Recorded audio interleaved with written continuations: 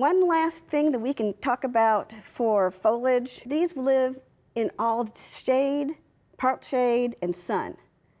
And that's Dusty Miller. Dusty Miller, all right. Dusty Miller will, I mean, it's going to thrive in one of those conditions more so than the others, Sure. but it will do well.